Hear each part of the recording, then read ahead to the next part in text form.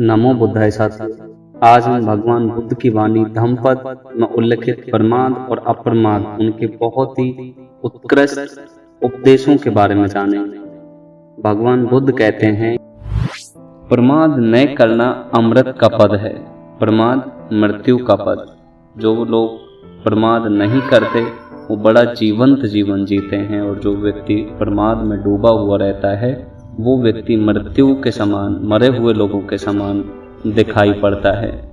ज्ञानी लोग, जो समझदार व्यक्ति हैं, वो सभी अप्रमाद के रूप में अच्छे से जान लेते हैं। उसको विशेष प्रकार से जानकर आर्यों की गोचर भूमि का मतलब होगा जो लोग भगवान बुद्ध के रास्ते पे लगे हुए हैं, उनकी संगति में खूब रमण करते हैं, खूब अप्रमाद में प्रमुदित होते हैं।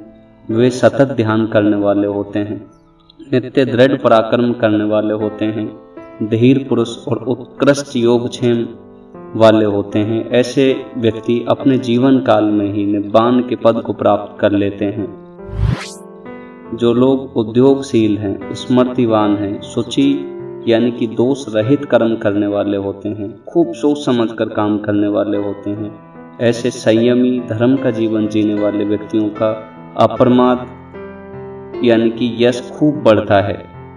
मेधावी पुरुष उद्योग करने वाले होते हैं, अप्रमाद में खुशी लगे हुए होते हैं। संयम तथा इंद्रियों के दमन द्वारा अपने लिए एक ऐसा द्वीप बना लेते हैं, समुद्र के बीच में एक ऐसा घर बना लेते हैं जिसे खूब मन के विकारों की, मन के कलेशों की जो बाढ़ बड़ी से बड़ी अगर साइक्लोन भी आ जाए तो उसको अपलावित नहीं कर सकती। मूर्ख, दुर्बुद्धि जन प्रमाद में लगे रहते हैं। जो समझदार नहीं हैं, जो धम्म से परिचित अभी नहीं कर पाए हैं, वो लोग प्रमाद में लगे रहते हैं, निब्बान के विपरीत मार्ग में लगे रहते हैं। जबकि मेधावी श्रेष्ठ धन के समान अप्रमाद की रक्षा करता है। प्रमाद मत करो, ना ही काम भोगों में लिप्त हो, क्योंकि अप्रमादी ध्यान करते हुए महान सुख को पा लेता है, और प्रमादी कभी भी ना तो ध्यान कर पाता है, ना ही निब्बान के मार्ग को सोच भी पाता है। जब कोई समझदार व्यक्ति प्रमाद को अप्रमाद से परे धकेल देता है, उसको जीत लेता है, उस पर विजय पा लेता है, तब वह प्रज्ञा रूपी प्रासाद पर एक बहुत बड़े ज्ञान के, बहुत बड़े आध्यात्म के महल पर चढ़ा हुआ एक शोक रहित व्यक्ति की तरह हो जाता है। ऐसा शोक रहित धीर मनुष्य शोकग्रस्त जनों को ऐसे ही करुणा के भाव से देखता है जैसे कि पर्वत पर खड़ा हुआ कोई व्यक्ति धरती पर खड़े हुए लोगों को देखे।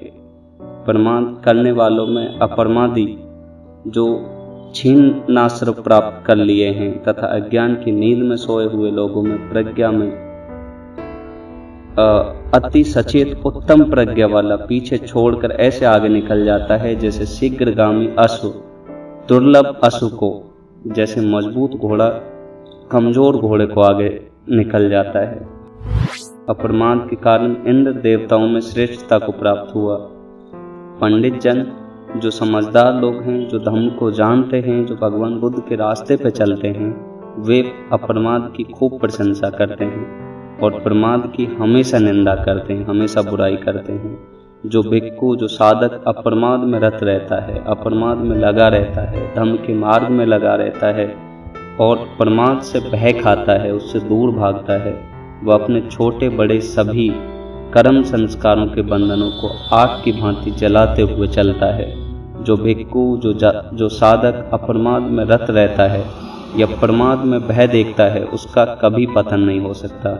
वह तो निर्वाण के बहुत समीप पहुंचा हुआ व्यक्ति होता है, भगवान बुद्ध का सानिध्य प्राप्त करने के बहुत नजदीक होता है।